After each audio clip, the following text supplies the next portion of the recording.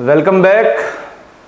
Class 11th का lecture number 2 और lecture 1 में जो हमने डिस्कस करा कल, मोलैरिटी की बातें करी, मोलैरिटी की बातें करी, कंसंट्रेशन की बातें करी थी, ठीक है, मोलैरिटी इक्वेशन भी देखी थी।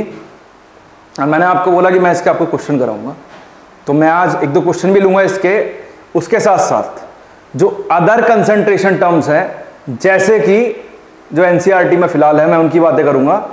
सबसे पहले आपका आता है mole fraction, mass by mass percentage, mass by volume percentage और वॉल्यूम बाय वॉल्यूम परसेंटेज।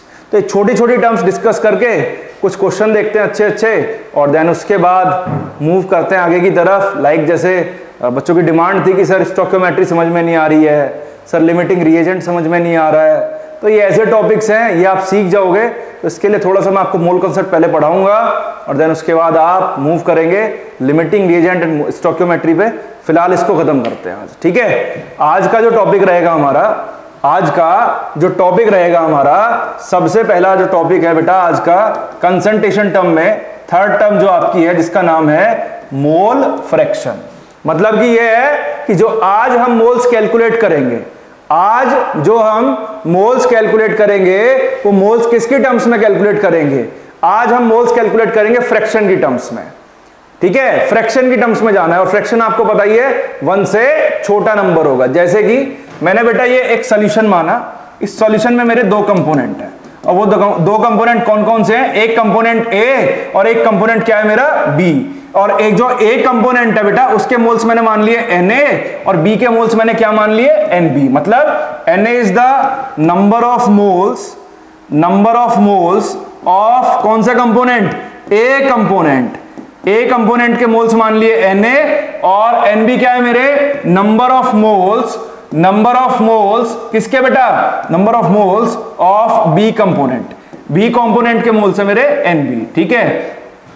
अब मुझे मोल्स जो कैलकुलेट करने हैं फ्रैक्शन की टर्म्स में कैलकुलेट करने हैं, तो कैसे कैलकुलेट करेंगे वो थोड़ा ध्यान से समझना बेटा। मैं अगर बात करूं मोल फ्रैक्शन की, इसको x से डिनोट करते हैं, और मुझे अगर XA निकालना है, x क्या है मेरा? मोल फ्रैक्शन ऑफ किसका बेटा? A का। A के मोल फ्रैक्शन की अगर बात करूं तो मोल फ्रैक्शन निकालते कैसे हैं? जिसका निकालना है उसके मोल्स ऊपर ले लो, मतलब A का निकाल रहे हैं तो ऊपर A के मोल्स आएंगे, divided by total number of moles. Total number of moles क्या होंगे मेरे? Na प्लस Nb हो जाएगा। और ये मैंने मान ली बेटा इक्वेशन नंबर 1 मान ली। फिर ऐसे ही मुझे अगर निकालना है, सपोज करो क्या, मोल फ्रैक्शन ऑफ किसका बेटा? B का मोल फ्रैक्शन। तो कैसे लिखेंगे? XB लिखेंगे, और XB किसके बराबर होगा बेटा? B के मोल्स, क्योंकि जिसका निकालना है उसके मोल्स ऊपर रखने हैं, और divided by total number of moles, मतलब Na प्लस Nb। ये आपकी क्या होगी? Equation number 2। क्या करना है? बड़ा ही आसान काम करना है। Add equation number 1 and equation number 2। आप दोनों इक्वेशन को अगर आप ऐड करते हैं तो इधर आपका देखिए क्या आ रहा है? XA आ रहा है, इधर क्या आ रहा है? XB। तो मैं लिखता हूं XA प्लस XB बराबर कितना हो जाएगा? Na upon Na plus Nb। तो यहां मैंने लिख दिया Na upon Na plus Nb, plus इधर क्या बनेगा बेटा? Nb upon Na plus Nb, ये बनेगा। फिर इसके बाद में क्या काम करना है? ये दोनों टर्म सेम है तो एलसीएम भी सेम हो गया, तो ये बन गया Na प्लस Nb, और ऊपर भी क्या बन गया? Na प्लस Nb बन गया। दोनों को डिवाइड करेंगे, डिवाइड करने पे क्या आ गया? 1। मतलब दोनों कंपोनेंट्स के मोल फ्रैक्शन का सम हो गया आपका 1 हो गया।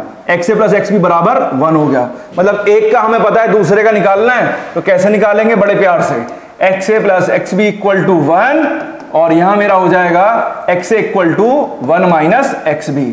मैं अगर आपसे बातें करूं, यहां इस सॉल्यूशन के अंदर 2 से ज्यादा कंपोनेंट्स भी होते, 2 से ज्यादा कंपोनेंट लाइक 3 होते, 4 होते, 5 होते, n कंपोनेंट्स भी होते, तब भी मेरे मोल फ्रैक्शंस का सम कितना आता?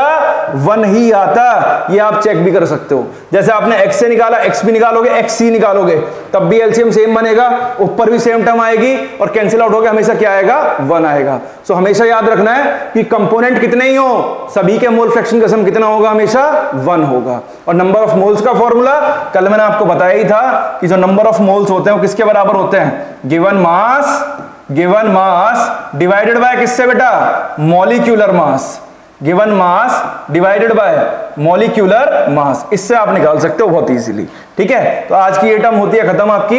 दूसरी बात, ये एक यूनिटलेस क्वांटिटी है। कैसी क्वांटिटी है? यूनिटलेस क्वांटिटी है, इसकी कोई यूनिट नहीं होती। और इसकी कोई भी यूनिट क्यों नहीं होती? बिकॉज ऊपर भी मोल्स नीचे भी मोल्स, सो दैट्स व्हाई ये एक यूनिटलेस क्वांटिटी है, इसकी कोई यूनिट नहीं होती।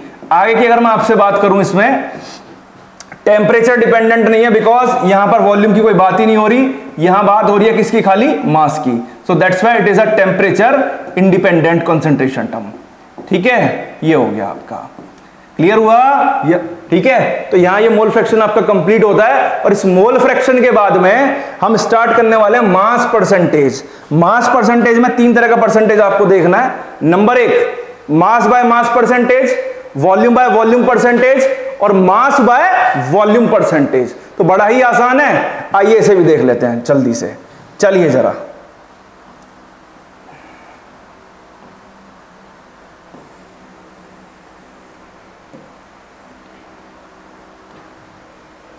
सो एंजॉय करते रहिए ऐसे ही।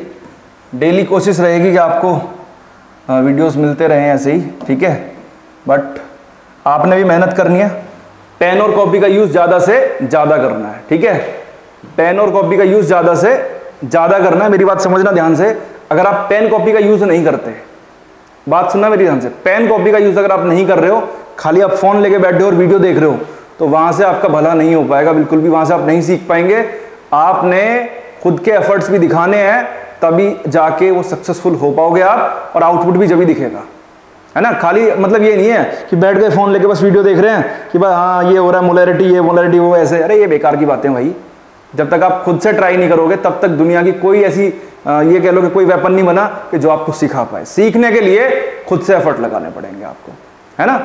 जैसे कि मेरा मानना ये है कि कोई बच्चा अगर सपोज करो टॉप कर रहा है, जेई क्रैक कर रहा है, नीट क्रैक कर रहा है, या कोई भी कॉम्पिटिटिव एग्जाम निकालता है, मैं अगर उससे ये कह दूं कि हाँ भाई तू मेरी वजह से क्रैक करके आया एग्जाम, तो बेवकूफ़ी वाली बात होगी। बिकॉज जब कोई बच्चा फेल होता है ना, या किसी का अटेम्प्ट क्लियर नहीं होता, तो हम शायद ये नहीं बोलते कि हाँ तू मेरी वजह से रह गया। नहीं समझे? पढ़ाया तो सबको एक जैसा जाता है, बात समझ रहे हो ना। पढ़ाया सबको एक जैसा जाता है, तो सारे टॉपर क्यों नहीं बनते? तो इसका मतलब ये है ना कि कहीं ना कहीं आपके एफर्ट भी पीछे रहते हैं।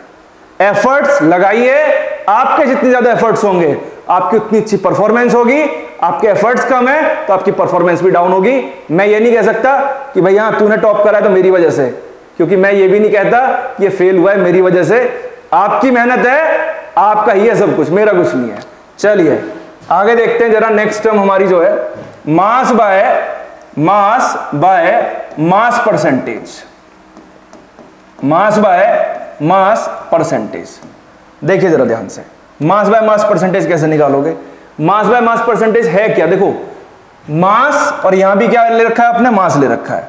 और किसकी टर्म्स में ले रहे हो? In the terms of percentage. तो कैसे लिखेंगे इसको? बेटा ऐसे भी लिखते हैं, W by W percentage, W by W। Weight by weight भी लिखते हैं। तो कैसे पढ़ेंगे? देखो जरा ध्यान से, ये पढ़ेंगे इसको मास ऑफ किसका बेटा? सॉल्यूट का, डिवाइडेड बाय किससे बेटा?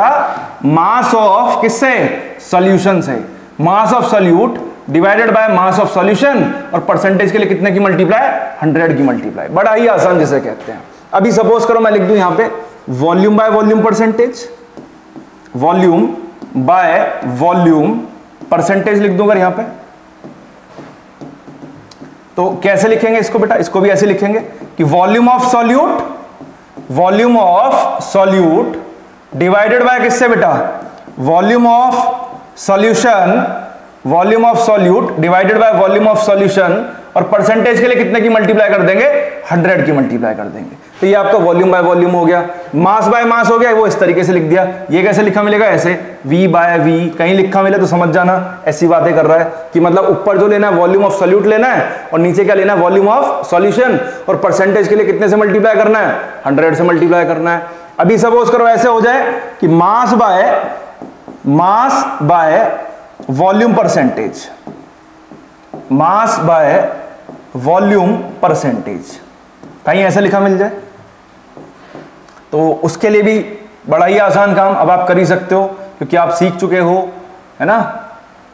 सीख चुके हो ना। कैसे? ऐसे कैसे लिखोगे?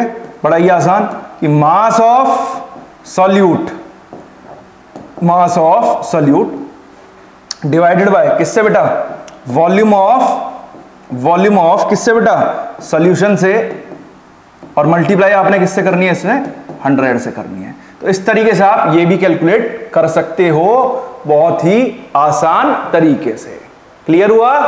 चलिए आगे, मैंने आपको पांचों टर्म पढ़ा दी और पांचों टर्म में मैं 1 बाय 1 दोबारा रिपीट कर रहा हूं सबको। यहां जो मेरे पास है सबसे पहले, ये तो मेरा मोल फ्रैक्शन था, सॉरी मोल फ्रैक्शन के बाद ये परसेंटेज टर्म्स हो गई। अब इसके बाद एक बार क्विक रिवीजन देख लेते हैं। कल जो पढ़ा था हमने मोलैरिटी, सबसे पहले नंबर 1 पढ़ा था हमने मोलैरिटी, और मोलैरिटी का फॉर्मूला क्या पढ़ा था, मोलैरिटी बराबर था mass of solute divided by molecular mass of solute multiply by 1000 divided by क्या बेटा, वॉल्यूम था किसमें, मिलीलीटर में। और जो ये वॉल्यूम था ना, ये किसका वॉल्यूम था बेटा, वॉल्यूम ऑफ सॉल्यूशन था, याद रखना इसको, वॉल्यूम ऑफ सॉल्यूशन। अभी सपोज करो, यहां पे सपोज करो कहीं पे डेंसिटी अगर गिवन है, तो डेंसिटी का फॉर्मूला क्या होता है बेटा, मास बटे वॉल्यूम।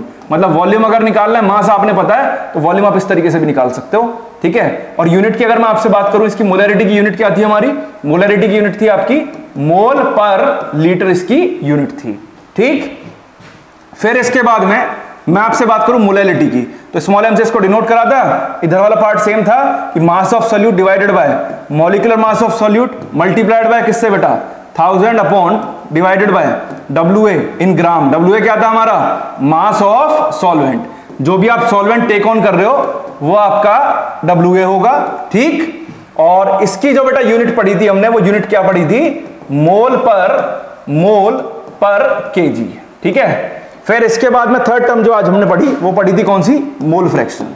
मोल फ्रैक्शन किससे नोट कर दें, x। अब XA प्लस XB बराबर अभी क्या पढ़ा हमने, 1 पढ़ा कि 2 या 2 से ज्यादा कितने भी कंपोनेंट्स हो, उनके मोल फ्रैक्शन का सम कितना होगा, 1 होगा। 2 या 2 से ज्यादा कंपोनेंट, मेरी बात समझना, मैंने यहाँ पे 2 कंपोनेंट डिनोट करे हैं, लेकिन आपके पास n भी हो सकते हैं, n का मतलब कितने भी हो, लेकिन सभी के मोल फ्रैक्शन का सम कितना होगा, 1 होगा हमेशा। तो यहां से आप अगर आपको एक का मोल फ्रैक्शन पता है, तो दूसरे का आप निकालना चाह रहे हो, तो XB बराबर क्या होगा, 1 माइनस XA। बाकी फॉर्मूला कैसे बनाया था कि जिसका मोल फ्रैक्शन निकालना है, मतलब A का निकालना है, तो A के moles divided by total number of moles, मतलब Na प्लस NB। और अगर XB बनाना है तो XB बराबर क्या होगा, NB upon Na plus NB। ये है। बाकी अच्छे सवाल अगर बनाने हो, तो अच्छे सवाल बनाने के लिए इतना ही काफी नहीं है, उसके लिए आपको पढ़ना पड़ेगा what is the relation between molarity and molality, what is the relation between molarity and mole fraction, and what is the relation between molality and mole fraction. तो ये आपको कुछ रिलेशंस भी पढ़ने पड़ेंगे, जिससे आप डायरेक्ट सवाल चुटकियों में सॉल्व कर सकते हो। और कंपटीशन में भी इस तरह के सवाल आते रहते हैं, जेईई मेंस में तो खासकर इस टॉपिक के काफी सवाल आए हुए हैं, मतलब मोलैरिटी से मोलैलिटी में कैसे जाना है, मोलैलिटी से मोल फ्रैक्शन कैसे जाना है, इस तरह का सवाल वहां पे बन सकता है, ठीक है। तो कुछ क्वेश्चन देखते हैं छोटे छोटे, फिर उसके बाद कंटिन्यू करते हैं, ठीक है। चलिए देखते हैं जरा।